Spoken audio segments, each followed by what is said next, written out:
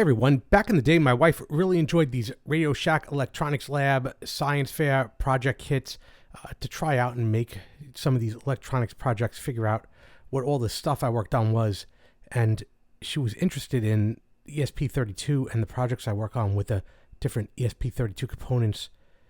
I picked her up this particular book that she's using to learn, and this goes through all the fundamentals of ESP32 and how to program it with the Arduino IDE. But inside this book, at a particular chapter, I'll find it now, right over here, is this board. It's like a development board that has a bunch of different things, obviously all ready to go, that could be wired up right quick. And I thought that was pretty cool. We did find this one online as well as several others, but we decided that we wanted to build one ourselves and add our own components and our own improvements. So we've amassed a whole bunch of parts that we know we're going to need to do this. We'll add on more parts to this after the fact as we continue this project. And then you could use that dev board for the instructions in this book.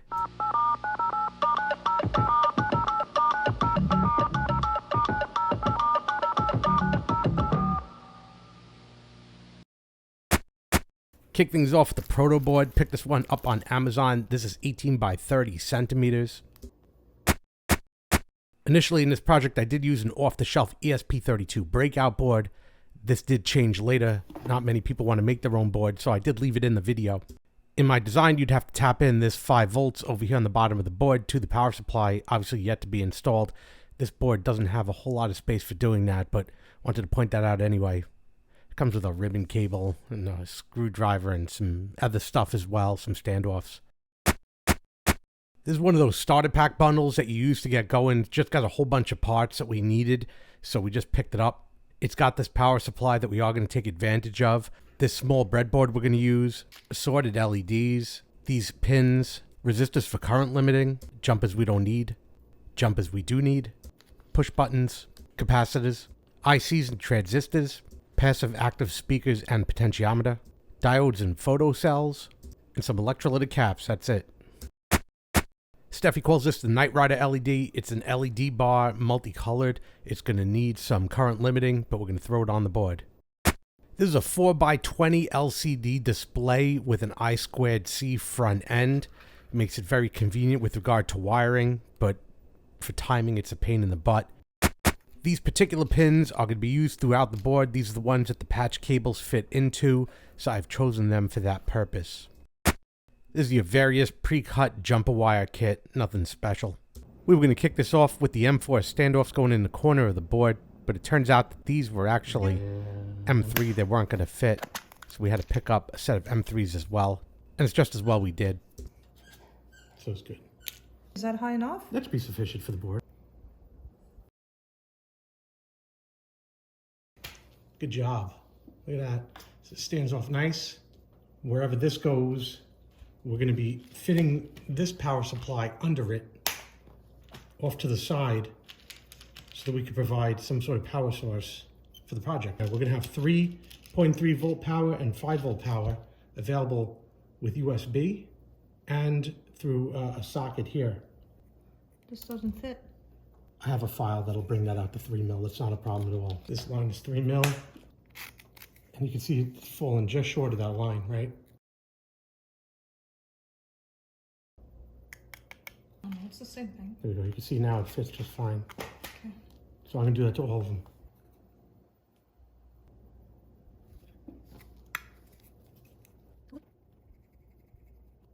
I think it's a good height for this. Also,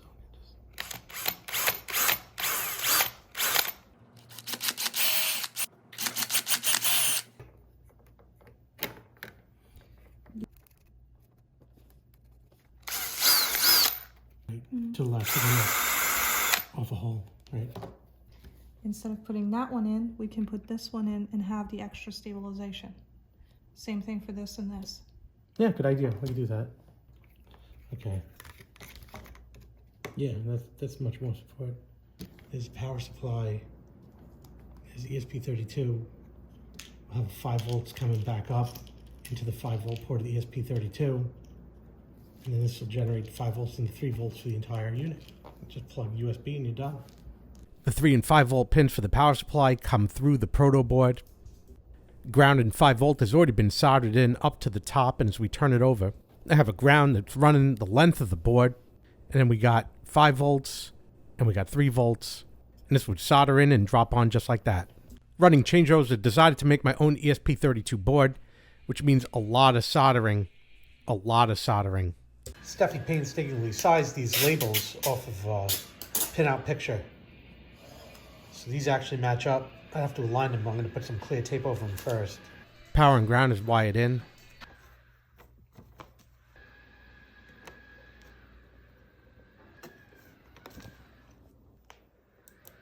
There we go. We got our 5 volts. Look good? Mm-hmm. Here we go. And there we go. We got power. First module is complete. Love it. We're going to be mounting this next. It's going to sit in and around over here. We're going to have some I2C interface. I've added this mod. This is a 10 microfarad capacitor under the board to GPIO 36, so you don't have to press the button when you flash. Sort of a feature into this board. We're using more legs as standoffs for extra rigidity like this as we insert this board. Here's Steffi's before label. And here's the presence from those 4 pins wired around and through. It seemed like the best way to do it for this particular board. And now I have the label associated to the 4 pins. Our first test wired directly to ESP32. I do have some firmware loaded in support of the LCD screen, and we can see that the program is working, so we have good connectivity. Next would be the breadboard. We'll drop it just about here. This is 3 volt and this is 5 volt? That's 5 volt. I'm going to turn around so we can see how that was done. Here's the power rails, in case you didn't see yet. Look, here's the taps to ground, and we can see it's coming right into our power supply.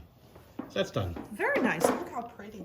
And with that, we now have power on both sides for the whole project, and we also have our patching system right here in the middle. So cross connects, power, that portion's done. Now you want to add what? Sound stuff. I don't know yet.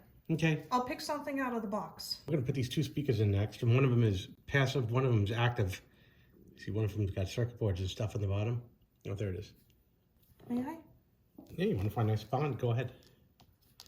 Just remember that they're polarized, so we'll just have the plus facing like upwards on them. Where's the plus? There's a plus. Oh, there's a plus. Ah!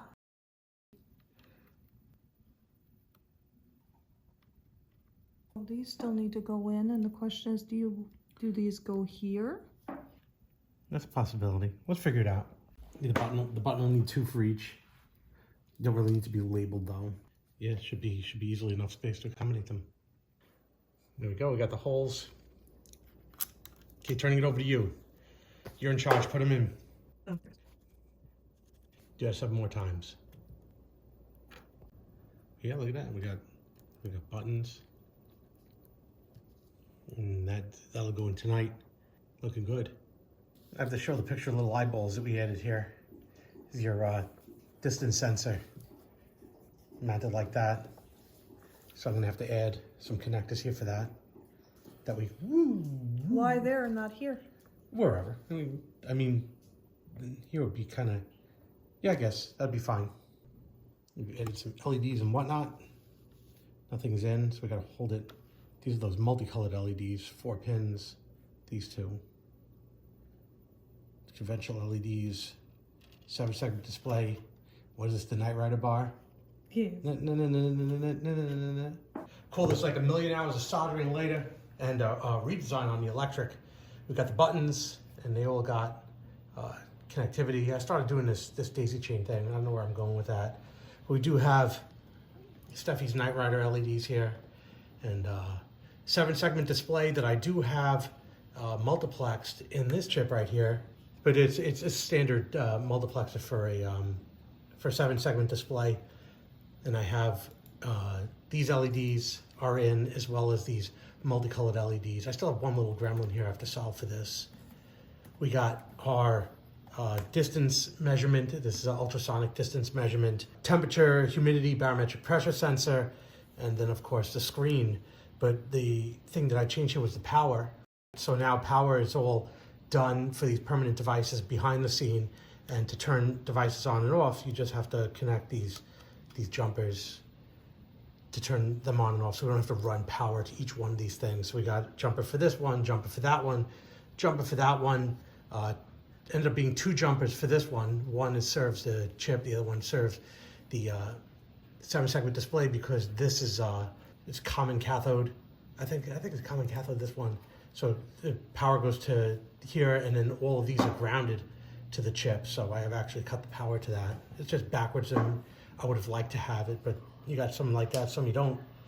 Still got these power rails here for you know, for other devices that plug in, but that's what we're looking at, and we'll fire it up. I think I got a program in there that runs this, as I recall. Let's just look at the back of the board too, because every one of these is current limited. All these LEDs, so you could see all the resistors on here, all the resistors on here, the inline resistors over here, and this, wow, what a kludge to get that wired in.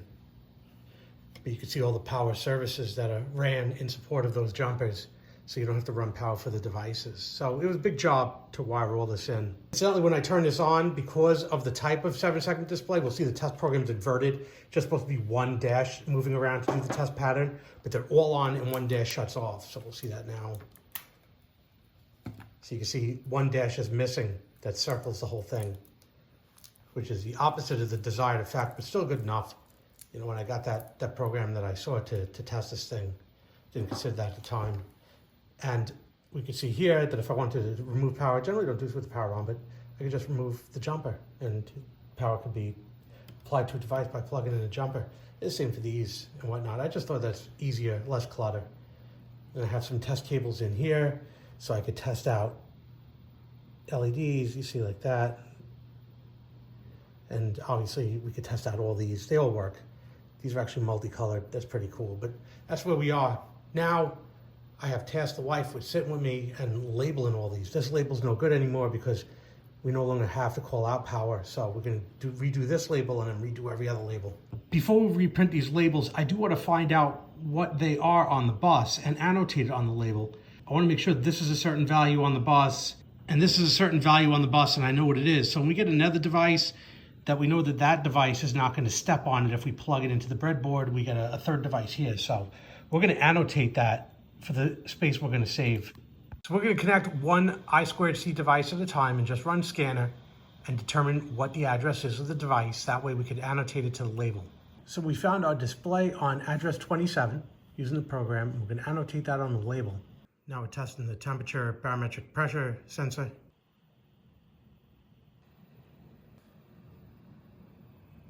.35.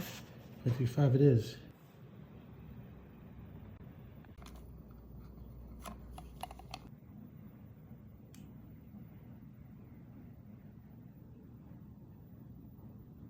Do a label for that 7-segment display, so I was able to remove all those wires, since I obviously couldn't see from the bottom with that cluster that I put in. So yeah, that's in now. Only 3 wires required when you use that SN74 HC59 5N data, latch, and clock.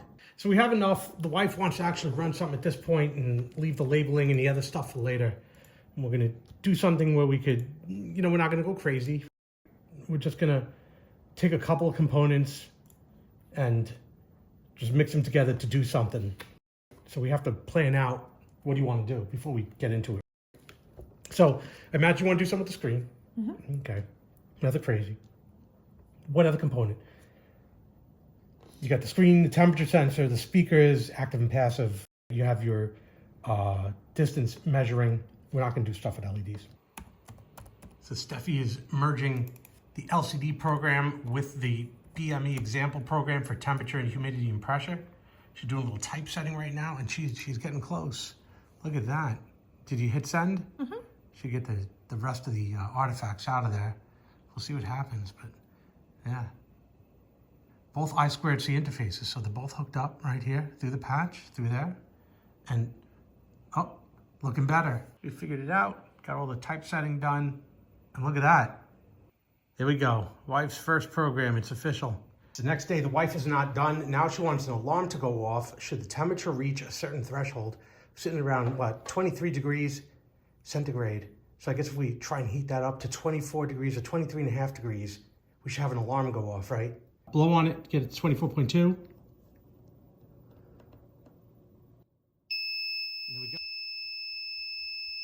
And there we go. Now we got 3 components in this program. For fun, we're gonna add an LED to this alarm. Okay, go ahead and blow on it. There you go. Now we have it. Very nice.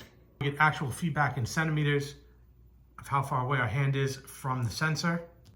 Put my hand in front of the sensor, and now we're 8 centimeters, 7, 5, move my hand away, 10, 37, so forth and so on. Open it up so we can talk about the next round of upgrades for the board. This is an encoder. It's not a resistor. So it's like a knob that sends digitally, whether it's left or right, does all sorts of wonderful things. And it also has a button. And there's a pretty button for you that goes on top, so we could go like that. It's like a digital knob. And that's gonna go, what do you think? Like, it has to go on the edge because it's an interacting thing, like we keep our theme, right? So somewhere like over here. So we'll just lay it up top. Yeah, that one right here. Checkmate. Checkmate.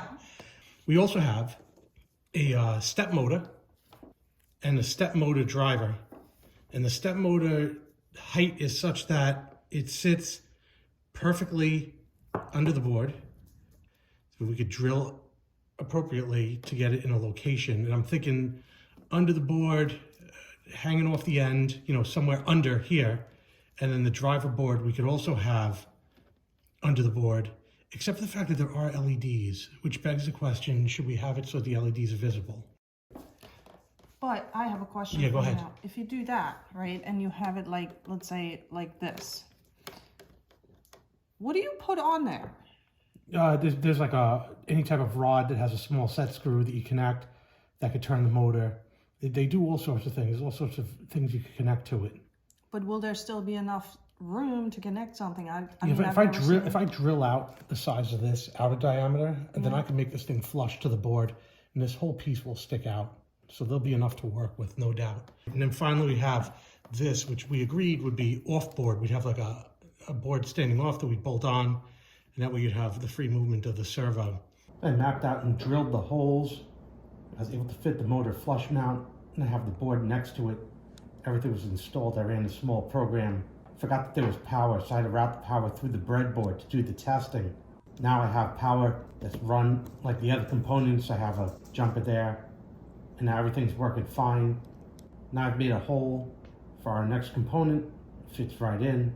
Tie it down, put my little button on top. Works fine. Run the wiring for it. Got my power and my pins. Everything looks good, ready to go. So now we got some nice labels added for the decoder, as well as the stepper motor. So that's done now. All of our labels up to date. So now we're trying to devise an appropriate program for this button. Do we add on something to the existing program? Which there really isn't any way. Steffi wants to make a new program for the button, something that incorporates the screen and maybe the speakers. I just saw when you push down, the whole board moved down. I think it needs a leg. Yeah, you're right. I think because of the fact that it's a push button, a little stability there wouldn't be a bad idea. We'll definitely address that. Good idea. So we were talking, what we're gonna have is Steffi's gonna put together a program with a limiting from 0 to 8. And what we're gonna do is every time she turns a knob, it's gonna say that number selected up here as it's turned left to right. She's got the preliminary test program up and running. Go ahead, give it a turn. Turn it the other way. So far, so good.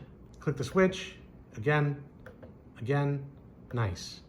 Now, when you turn it, nothing will happen until you click. Go ahead, give it a turn, give it a click. Okay, so now we're recording on the screen. Give it a turn, give it a click, and it's updating the screen now. So now we have 2 components in place. We'll add our 3rd and 4th component. So we've made a game. If you get the right number between 1 and 8, when you select it, there's a random number that's generated each time, then you win. If not, it beeps and you lose. So we're gonna give it a shot, go ahead. Button press for 0, the random number was 2. Try again. 0 is 6. A little bit of creativity here would be fine. 4 is 7. Oh, you win. So there we go. We've actually created a game, minimally functional game, using some of these components. You won again. Look at that. It's not bad. We use the screen, the speaker, and the encoder. There we go. Oh, man. Not like we're keeping score or anything. You win. Nice. We're gonna add the final component for this video. This would be a motion sensor. We're gonna put it right over here. This installation's easy. There's only one output. I did accidentally wire it to 5 volts, so I did change that to 3. And then cross-connect it right into the breadboard, into the ESP32. It was originally in 3, but I moved it elsewhere. So Steffi edited the program. As long as we stay perfectly still, the alarm won't go off, but if it does, we'll hear a beep and the light will flash. You can see the voltage that causes the GPIO to trip right here. Oh, you're going, oh, I know how you did. You're going under the sensor. That's why. Sorry. Hold on. Let me try again. I was wondering how you were doing it. See? You can't get near it. I was like, what the hell? She's like Captain Invisible. At this point, we could just keep adding hardware to this kit. There's really no logical conclusion to this project, but I think we're going to end it here. We've got a lot of stuff done, a lot of good ideas. If you do have any ideas as to what could be added to this board that you think would be a good idea, leave a comment below in this video. But with that, I hope you enjoyed this video. I hope you found it entertaining and informative. Do me a favor, hit that like button down below. Helps me out a lot when you do, and hit that subscribe button for more videos like this when they come out. When the next video comes out in this ESP32 series, a link will be posted in the top right corner. You got anything you want to share? I just want to say it was a great project. I had a lot of fun, and thanks for building that with me. Oh, it's my pleasure. Again, I hope you enjoyed this video. Thanks for watching. Thanks for watching. Would you like to reply?